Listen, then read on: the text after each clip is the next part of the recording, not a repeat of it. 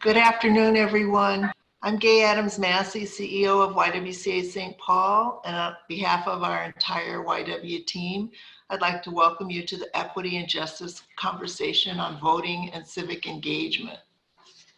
This is the second in the community conversation series. Our first conversation took place last month, and we focused on housing and homelessness. Each of these conversations focuses on a specific topic, reflecting the serious consequences and impact racism has on our community. Today, our goals are to provide a historic perspective on how racism has impacted voting and civic engagement, dispel voting myths, answer voting questions, and provide you with ways to help get out the vote. As you know, the next election will be held on Tuesday, November 3rd. And elections matter, not just the presidential election, local elections too. Your vote is your voice in the election, and each of us need to be heard. So I hope we will all work to get out the vote. To help us, we're pleased to be joined today by Anika Bowie, Vice President, Minneapolis NAACP, and Nick Harper, Civic Engagement Director of the League of Women Voters of Minnesota. I'm really delighted to welcome you both. Anika and I are going to get our conversation started. After our discussion, we'll break out into small groups in virtual meeting rooms so that everyone can participate in an exchange of ideas about ways we can get involved. Then we'll come back together as a group, and Nick will help answer any questions we have about voting. Throughout our conversation this afternoon, the Zoom chat will also be available for questions and comments. We really want to hear from you. Our intent today is to engage with you on this vital topic.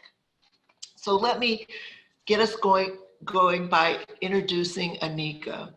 As a longtime community activist, former candidate for St. Paul City Council, and current Vice President of the Minneapolis NAACP, Anika has been a leader in the fight for equity in the Twin Cities. Anika is also a creative visionary, and her inspiration comes from her lived experience navigating systems of institutionalized racism and intergenerational historical trauma. She coaches activists seeking electoral justice, and she's the founder and executive director of Run Like Harriet that guides Black women running for office. Anika, thank you for joining us today and for getting us started. Thank you so much for having me. So my first question is, could you provide us with a historical perspective on how racism has impacted voting and civic engagement? You're muted. Sorry about that. Worries. Even though I'm a millennial, still dealing with the technology. So thank you so much for your question, and also thank you for having me here today. When I think about racism, especially in the United States, and when it comes to voting, I always tell people racism is a lot older than even our US Constitution that governs us today, right? And racism has always been a system to separate and to keep those who are lesser than, or those who are creating this social construct in power, right? So voting is a function of our democracy, and voting is a function of our voices being heard when it comes to policy and when it comes to like the laws and the budget that governs us and that funds and manages and runs, you know, all aspects of this country. And when we think about racism, the very first person who had the right to vote were white land-owning males and property-owning males. And this excluded so many other people who did not fit into that category. So we know that with the 15th Amendment, that's when African-American men were granted the right to vote. But that didn't even fully liberate Black men during that time, because we have seen through history, well documented, that there was polling tests, there was literacy tests, there were terrorism During the Reconstruction era, we have seen a huge surplus of African American, or during that time, formerly enslaved people representing in U.S. Congress. But during that time, there's also was an emergence of so many racial terrorist groups that we know today as Ku Klux Klans and so many other, white supremacy groups that came during that time to suppress people, all races, from being able to have power over the decisions that happen in their neighborhoods and their communities. And we also have saw that, moving forward with the movement of women rights movement and so many social justice mobilizations across this country, we were able in the 1920, and this year we were celebrating the 100th year anniversary of the suffrage movement, and women getting the right to vote. And we know even during that time, when it comes to the intersectionality of race and sex, that although Black women were on the forefront of that movement, like the Ida B. Wells, like, so many other Ida B. Wells and my icon Sojourner Truth, who were in the civil rights movement, before the civil rights movement, the abolition movement, and founders of, NAACP, and were not given their rights to vote during that time because of the racism that still plagued many of our movements, many of our institutions during that time. So we did not stop, as a people, as African Americans all across the nation did not stop. We mobilized. We had so many folks like the SNCC movement, so many folks like, as we know, with Martin Luther King, the Honorable John Lewis, who sacrificed, did shut-ins, did so many different demonstrations. And with the Civil Rights Act of 1964 and the Voting Rights Act of 1965, President Johnson was able to sign that. So that's a brief history synopsis of just what has happened in the past, accomplishments in the past 100 and something years. But what we are still dealing with today is racism. What we still are dealing with today is suppression. Right now, there are over 13 million Black Americans who do not have the right to vote. That means they're ineligible to vote. If they ever were to vote, they will not only be disqualified, but they will be criminalized, in our courts. And so we are still dealing with voter disenfranchisement, political disenfranchisement, where people who have a criminal record or on felony, have a felony background here in the state of Minnesota. Minnesota is actually one out of 13 states that bans people who are on parole or probation, felony parole or probation, the right to vote. And, clearly if you are incarcerated individual, you lose your right to vote as well. So we have been fighting for, legislation change. I and my good friend, Nick Harper, who will be joining us shortly as well, and a coalition of many other people have been fighting for, advocating for everybody who has to pay taxes, everyone who is required and told to be a law-abiding citizen, who's raising family members, who are taking their kids to school, who are probably students themselves, should have the right to vote. And we also have seen during the past decade, there's been talks around voter ID. We know in the time when Obama was elected in office, we saw a surge of voter suppression happening all across the state. And even here in Minnesota, we had a fight against voter ID to where, we have the privilege here in Minnesota where we don't have to show a government ID. But those are also laws and legislation that, some of our legislators are still pushing for today due to the fear, right?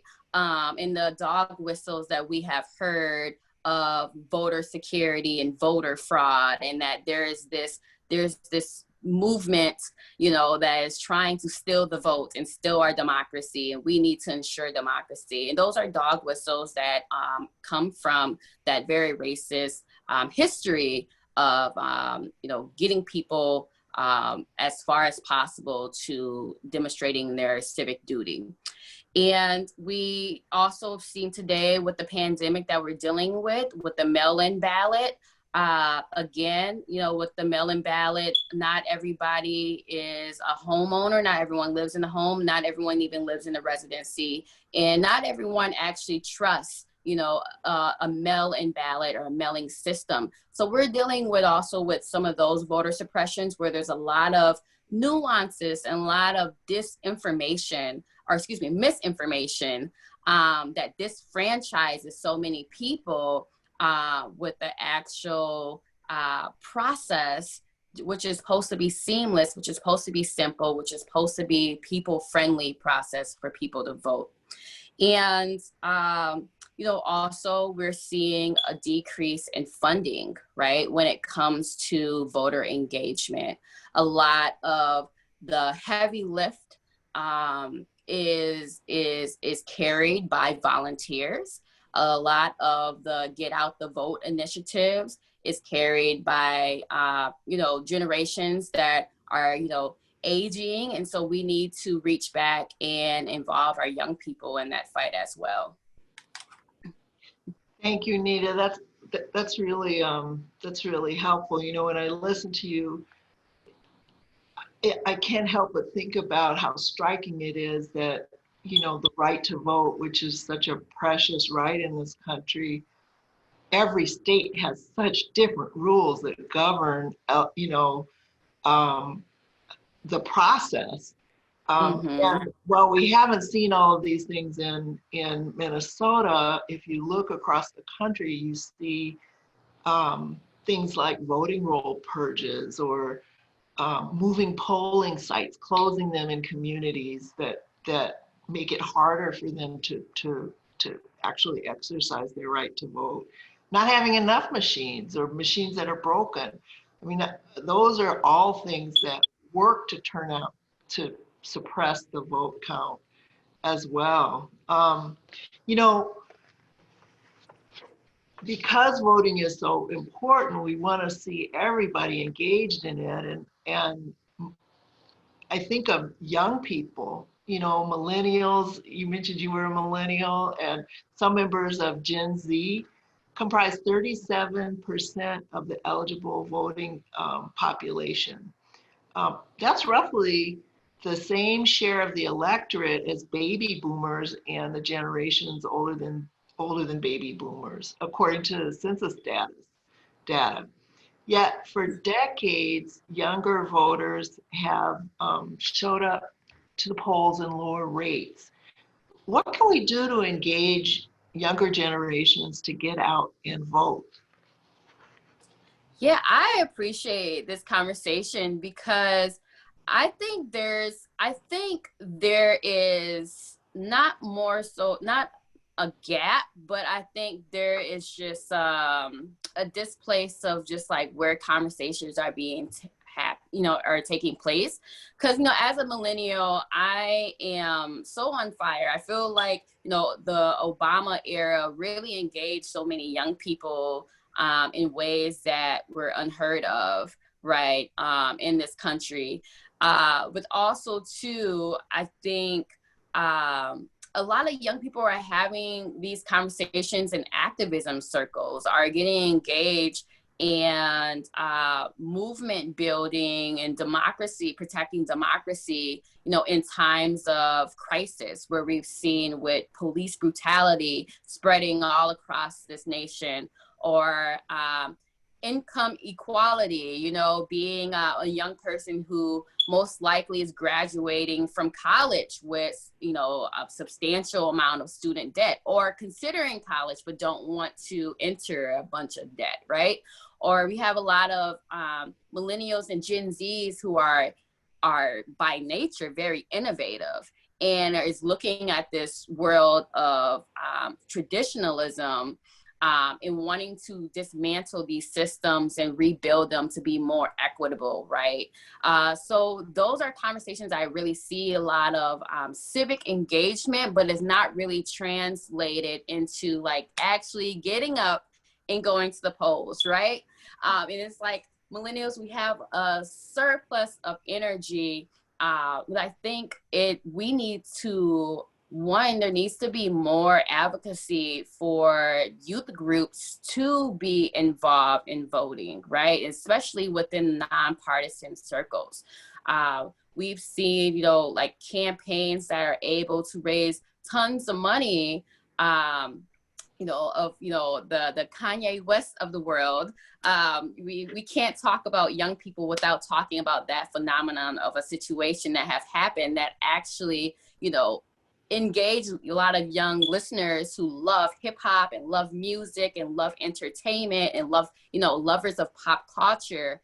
But, you know, what the government entities and these public institutions are missing out on so many young people who are activated and ready to get involved, but there's not, you know, programs out there that are engaging them, or there aren't, even within our schools, you know, aren't really preparing us to be civic leaders, you know, citizenship. What does that look like and what does that mean during this age? So when I you know, ran for office last year, one of my, you know, biggest victories alone from just running for office, but one of my biggest victories was getting young people, Gen Zs and communities of color, young folks, you know, we call, you know, unapologetically Black youth and activists and dreamers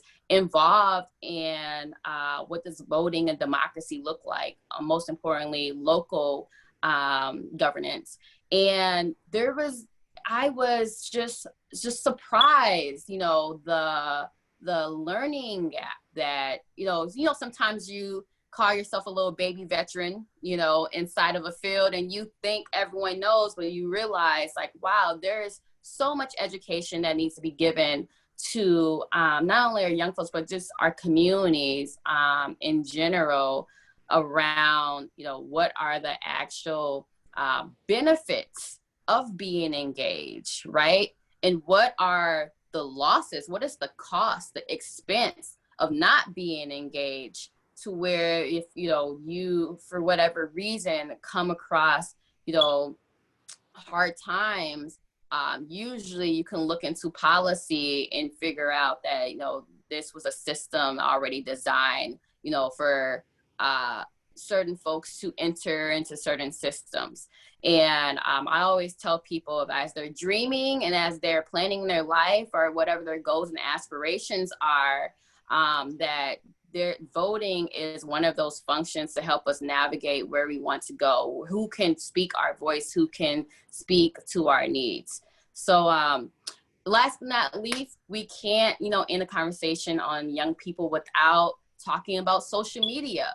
We need to be utilizing social media and hiring more folks to be engaged with this population online, because they're always on their phones. This is a generation that are almost built-in cyborgs, like they're born into their phones. You know, I don't think we're going to move away from, you know, the growing technology industry that is, you know, kind of having a life of its own. So staying engaged with new technology and social media platforms, keeping your ears to, you know, pop culture. And I know that's a whole job in itself. But like having conversations of just, you know, just certain, like during this time though, certain figures that stand out in terms of like, you know, people who are the face of the conversation today around voting is really important as well. Thank you for that. And I love the way you connected the voting to activism. There's so much here we could explore, but we're going to have to turn now to hear from our community members. Thank you, Anika. So we're going to shift into our small group breakouts. Each breakout room will have an assigned YW staff member, moderator who will pose questions to the group. And you'll automatically be sent to your breakout rooms. And then when time is up, you'll return to the full group. So here we go. Enjoy the conversation. I hope you all had great conversations. I'd like to ask our YW staff members to report back with a highlight or key idea from each of the breakout rooms. Eileen, can you get us started? So we had a fantastic group. We thought that there's a lot of disillusion across the board because of money in politics, rise in racism, economic recessions, people feeling like their votes don't count. And some of the ways that my group was taking action was to teach the history, educate yourself, have difficult conversations. We had people signing up to be election judges, volunteering for phone banks, writing letters to the editor, supporting candidates and nonprofits financially when they can. And we just thought that there's a lot of different engagement strategies, and hopefully by keeping doing different tactics, we'll be able to really motivate people to get out and make their voice count. That's great. That sounds like a good conversation. Rakisha? So our group came up with a couple of things that they didn't know between the conversation between Gaye and Anika was that one out of all 13 states where you can't vote if you're on probation or parole, that they were shocked that every state has different voting laws. And then listening to some of the conversation that you both had, thinking about how there is so much history that might be lost in this education system, about the history on voting and the background of it. Some of the different strategies that some of the audience came up with is transporting people who are experiencing homelessness to get to voting polls. They think that we need to come up with a better strategy right now because of COVID. Going out in the community to advocate for voting, and also just instead of just advocating for why you need to vote, also to educate the community on why you need to vote and how our ancestors fought for our voting rights. Thank you. Kateri, what about your group? Yeah, so I think a central theme for us was definitely access to information. We talked about how access to voting laws across states can be a little bit complicated. And so we had a suggestion of creating a voting toolkit that's easily accessible online as a resource, and giving people those tools to know, what happens when you're on parole and for how long that could affect your voting rights. Also access to candidate information as a way of engagement for people. A lot of people are just, it's hard to find the information on all the candidates. Hosting candidate forums and discussions was identified as a way to engage the community in learning that information, as well as walking with young people through the voting process, and having them talk to people who have lost their voting rights. So kind of giving them a glimpse into the scene of, the what if, and giving them more information. So definitely access of information for us. Great. Thank you. Sounds like you guys are really having some good conversations. Dina, will you sum up for the last group? We saw in our conversation a lot of the similar themes from the other breakout sessions. I will say a big issue that we talked about was that not everyone realizes how the stark differences between the states. So when we hear about things like on national news and national media about voting and voting systems, like how does that apply to Minnesota? But how, like the greater implications of how things play out in other states, people don't always realize the significant and drastic differences going on. The other big thing I'll just mention is really about that, where do we go to find information? Like, where does a candidate stand? How does that platform? And one of our members brought up a really good point, was sometimes we don't understand when we're voting for a role, like a commissioner or a judge or different types of elected office, and how the decision making of that office impacts day-to-day life. So we thought that was important. And then for some strategies for civic engagement, you know, really engaging in tough conversations, promoting participation in the census, using the platforms we have as individuals to promote information, like taking stuff from this conversation and sharing it with others. And Nikki just really encouraged the buddy system. You know, if you're going to go to vote, take someone with you. If you're going to do an absentee ballot, do it with someone, so that we're kind of encouraging one another and sharing in this collective process. That's great. You guys hit on all the groups hit on some really important points, had some great ideas around how to support voting.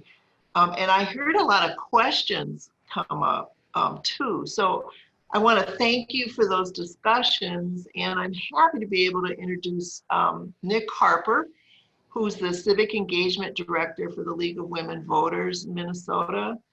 I think I've got a lot of questions I want to ask him around the mechanics of voting, and I'm going to try and cover what I heard from you that came up in your group discussions. Just a little bit about Nick. You know, during the summer and fall, Nick helps the local League of Women Voters provide voter services in collaboration with community partners. And in the winter and spring, he serves as their staff lead for state advocacy. His policy interests cover all aspects of political activity and civic engagement, including legislative process, money in politics, voting rights, redistricting, and other election law. So welcome, Nick. Glad to have you with us. I've got a whole slew of questions. I'd like to see how many of these we can get answered for folks tonight. First, I know there's a lot of talk and confusion about absentee voting and or mail-in voting. Here are my questions on this. You know, what's the difference between these two? And can you talk us through the process and deadlines for absentee voting? And along with that, you know, I know some people are worried about post office delays. Can you share with us some of the different options we have to make sure our mail-in or absentee vote is counted, and steps we can take to mitigate delays? So let me turn it over to you with that very compound first question. Yeah, okay. So I think there are basically 3 questions in there. The first one I heard is the difference between absentee and mail-in voting. So the difference is there is technically a tiny difference. The tiny difference in Minnesota is that mail-in ballots are sent to you automatically as long as you are registered to vote. Absentee ballot, you have to request to be sent to you. The difference is that in a couple of places in greater Minnesota, especially rural areas where there's very few people, they use mail voting rather than setting up a polling place in a precinct. But that's pretty much the only difference. Mail voting is not available to most places in the metro area or to large precincts. It's only available to very small precincts with very few voters. So the rest of us, we do absentee voting. We have to send in a request form to be sent to us. Otherwise, it's exactly the same. The rest of the process is exactly the same. So it's a, if you hear people saying that there's a difference and you know, one's safer than the other, there is technically a small difference, but they're pretty much the same, and they're both very safe ways to vote. The second question I heard, I think, were deadlines, right? So deadlines, the first deadline you should know is registration closes on October 13th in Minnesota. So we really encourage people to register before October 13th. The reason for that is we do have same-day registration in Minnesota, which is great. So if you're not registered by the 13th, it's okay. You can still vote. You can still register. The benefit of being pre-registered is that it makes sure that everything is in line, so you don't have to, if you need to register at the polls, you do have to show some kind of ID, or you have to have someone vouch for you. You have to show something that proves that you live in that precinct. If you register before the 13th, your local election officials should be able to verify that on their end automatically. So you just are ready to vote. You don't have to do any other paperwork or anything like that. It's also especially important this year because people who are pre-registered to vote, who meet that October 13th deadline, they will not need a witness to verify their ballot, their absentee ballot. Usually when you vote in absentee in Minnesota, you need someone to witness what's called the signature envelope, essentially saying, I saw this person fill out their ballot. They are who, it's not that like someone else filled it out for them. They actually filled it out. It's essentially a safety measure. Because of COVID-19, requiring a witness signature would require people to violate social distancing requirements. So it's not required this year as long as the person is pre-registered. If they're not registered, they still need a witness to verify their residency. So that's why it's so important to get registered by the 13th. Otherwise, there are no official deadlines. For the most part, most of it is just a deadline in terms of practicality.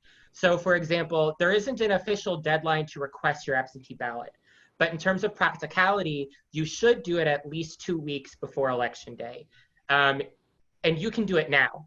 And you should do it now if you haven't done it already.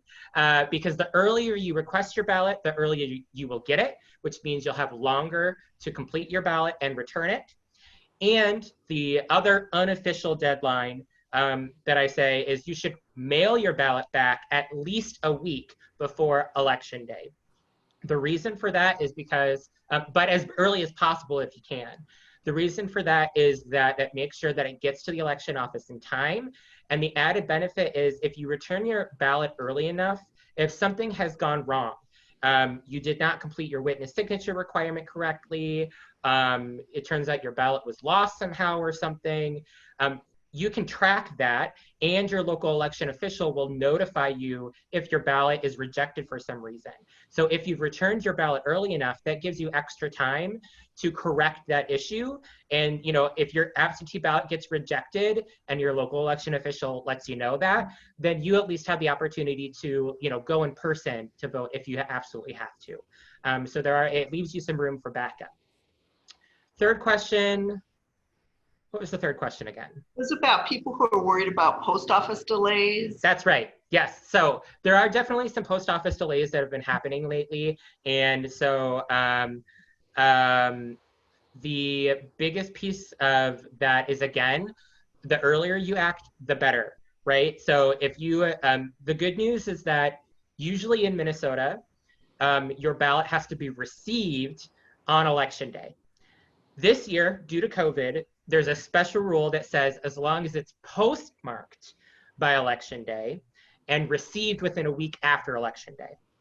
So there is some extra time as long as you get it to the post office and postmarked on Election Day or before Election Day. But maybe you don't want to give your ballot at all to the post office because you're that worried that they'll lose it or that it will take too long. We've had a lot of voters who share your concern.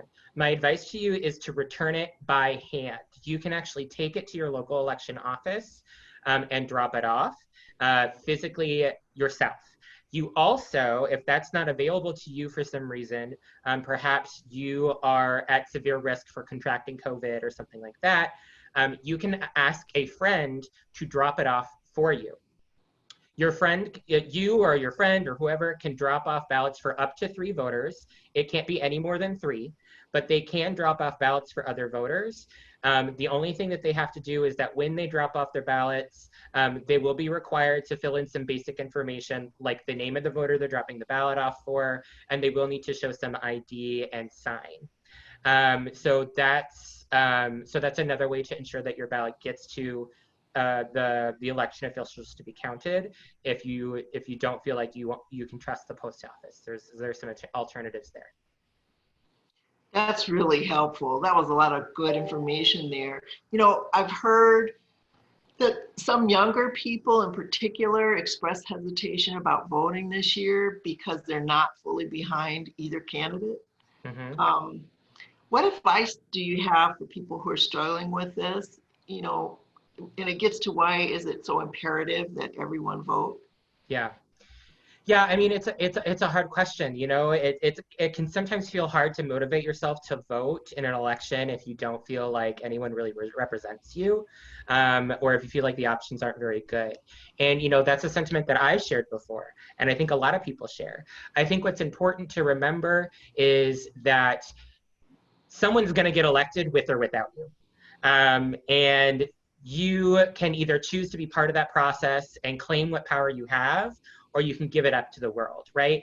A lot of people, I understand, feel frustrated. They feel small and like their vote doesn't count, but I promise you, out of everything else in the world, this is probably one of the few places where like literally, truly, your power counts and can change things. It might be small, but you know, you plus 10 of your friends, plus 100 others in your community, plus thousands in the state, add up to make a difference. So I understand that sentiment, but I really think that your one vote really can make a difference. And it has. There are lots of places in Minnesota where there have even been ties in local election seats, and they've had to flip a coin to determine the winner. As crazy as that sounds, that's actually how it's determined in some places in Minnesota. If there is a tie, they do a recount, but if the recount is also a tie, they will flip a coin in order to figure out who wins the seat. So that's why it's so important. Your vote, your one vote really could matter. And again, I understand that you are really looking for somebody who really represents you, but it feels like choosing the lesser of two evils, and maybe it feels that way to some folks as voters, but I think most voters would be able to look at candidates and say, one of these is worse for me. I can't tell you who that is or what policy positions those are, but I think everyone is able to look at every candidate and probably be able to say, one of these two is worse for me. Which one is worse? And let me pick a different option. So that would be my advice to folks. You know, some people are hesitant about voting because they feel like they don't know who to pick. They don't know Mm-hmm. enough about their positions or what they stand for, and they don't want to make a mistake. You know, what's your advice on where people can go to get enough information about the candidates so they can cast an informed vote? Yeah, that's such a good question. And it sounds like that was a question brought up in multiple breakout rooms. And I'm glad you brought it up because that's actually one of the biggest reasons people don't vote. It's not that they don't know how to register. It's not that they don't know how to vote. It's that they don't feel qualified to vote because they don't feel like they know enough about the candidates. So the solution to that is finding ways to get that information in front of voters. The number one I always give, of course, is to check out any candidate webpage. They have candidate web pages. A lot of them have information about themselves. Check that out. Of course, that is directly from the candidate. So it is from the candidate's perspective about why they're so good. So keep that in mind. Next, I always recommend if you are able to get online or get access to a newspaper of some kind, check those out. Search the candidate names, see what comes up. That might be able to give you some more information about those candidates. Third, the League of Women Voters, we have lots of local chapters throughout the state that are doing local candidate forums on different races, whether that be legislative races, city council or town races, things like that. So that's another opportunity is to hear from those candidates at those candidate forums. Those candidate forums often are also recorded. So if you can't do the live version, there is a recording. And then another way to learn about candidates is a lot of organizations have online voter guides or have voter guides where you can learn about the candidates and their positions. The League actually will have an online voter guide this year that will hopefully cover every single state or every single race in the entire state. And you can find that at vote411.org. There is a, you'll enter your address, so it knows what districts to show you. And then there's a what's on my ballot function. And that will show you all the candidates on your ballot, what they're running for. We'll also provide links to their candidate website if they provided that. We've also asked them some key questions on some key policy issues or why they think they're the best candidate. It is optional for them to respond to that. They're not required to respond, but if they do, that will give you a way to compare candidates. And then on top of that, we are also planning to include race descriptions. So if you don't know what a county commissioner does, or you don't know what a soil and water board commissioner does, or you don't know what a school board member does, we'll have a short description explaining what that person does, so that even if neither candidate responds, you'll at least know their names. You might be able to see a link to their websites, and you'll be able to understand what that race does. So at least you're ahead of the game there, right? So that's one of our big goals, is to get that up and running. We are unfortunately running a little bit behind this year because we are doing so many races. There's over 7,700 candidates in the state of Minnesota and 4,400 and some odd races, and we're doing all of them. So, so we're running a little behind, but we do think it'll be up and running probably by next Friday, and then candidates respond whenever they are able, up through and until the end of election day. They literally can respond, on election day, and we'll still accept their answer, and it goes straight up onto the website automatically. And it's in their words. We do not do any kind of editing or anything like that. You'll get to hear directly from the candidates in their own words. That's great. If we kind of shift a little bit and thinking about if you are going to the polls this year or in future years, you have a right to vote without being interfered with. Mm-hmm. But if people feel like they're encountering interference or some kind of trouble when they're physically at the polling place, mm-hmm. What can they do? What would you recommend? Yeah. So if you are if you're able to get into the polling place just fine, you can always talk to an election judge and say, hey, I'm having trouble. And that's for anything. If you have a question about voting, if you think you've maybe messed up your ballot or something, anything, literally any question, the election judges are there to help you vote. So always feel free to reach out to an election judge. If the first election judge you talk to can't help you or doesn't satisfy, bring a satisfactory solution to the issue, you can ask to speak to the head judge, and even asks to file a formal written complaint at the polling place. That's actually required by federal law to be able to file a written complaint at the polling place. Beyond that, you can also call your local county election office or your city election office, either one, to escalate it even further, so that they know what's going on, because sometimes they get more than one complaint about the same precinct or about the same area, and they are able to check in and kind of double check to make sure that things are going okay. They start to see those patterns. And then in addition to that, maybe you feel like you're not getting anywhere with the election judges or with the government officials, you can also call 866-OUR-VOTE.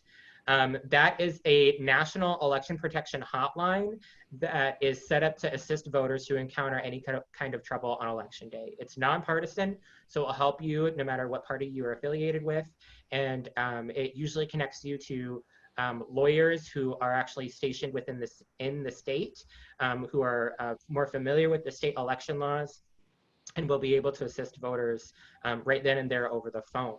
And the benefit to our 866-OUR-VOTE, the organization, the election protection hotline, is that they also have phone numbers for additional languages other than English. So there's one for Spanish, there's one for Asian, American, and Pacific Islander languages, and then another phone number for Arabic as well. So they're able to assist people who in multiple languages.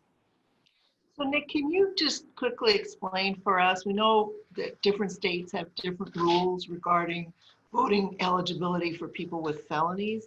Can you tell us what the rule in Minnesota is? Yep. So the rule in Minnesota is is if the person has a felony conviction, so it has to be a felony conviction, that's the first piece. So you might have a misdemeanor or a gross misdemeanor.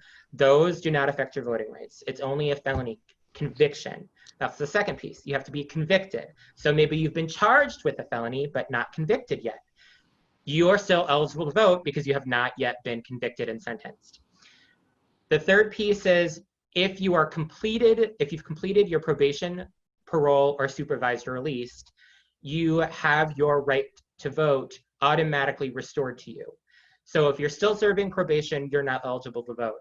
But if you've completed your probation, your parole, your supervised release, you should be automatically eligible to vote. And maybe you're not sure, because there are a lot of folks who are just not sure. If you do have a probation officer or had a probation officer, you can call or parole officer, you can call them up and say, hey, I just want to be clear because I'd like to vote. I'm done with my probation and parole, right? Like I can go vote. And they should be able to assist you. I do know that the U.S. District Court, their probation services office, is actually being really proactive and actually registering individuals who have been convicted of felonies but are now eligible to vote.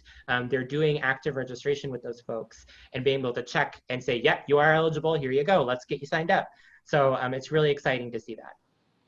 Okay, one last question, and then I want to have a chance to open it up for Q&A just for a minute or two.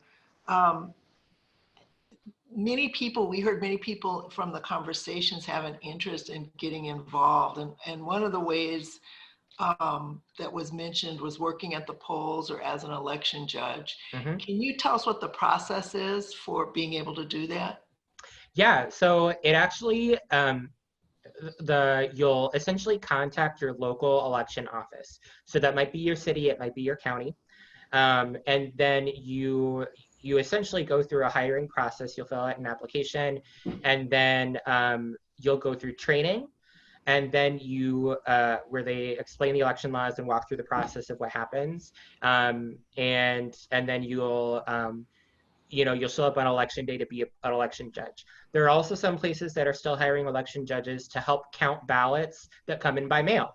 So I know, for example, Hennepin County just today was looking to hire more election judges to help with counting ballots that come in before election day to count those ballots that come in through the mail. And I believe that Ramsey County also is still looking for election judges, or at least they were a few days ago at least. So on the league's website, lwvmn.org, under For Voters, there's actually a link that says how to be an election judge. And that takes you straight to the page on the Secretary of State's website that explains the process, gives a list of all the different jurisdictions and how to apply to be election and judge with those jurisdictions. So it's a really valuable thing to do. It's patriotic, it's community service, and it is a paid gig too, as well.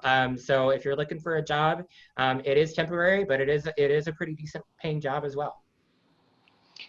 Okay, I see a couple of questions in the chat room that I'm just gonna throw at you and see if you have the answers.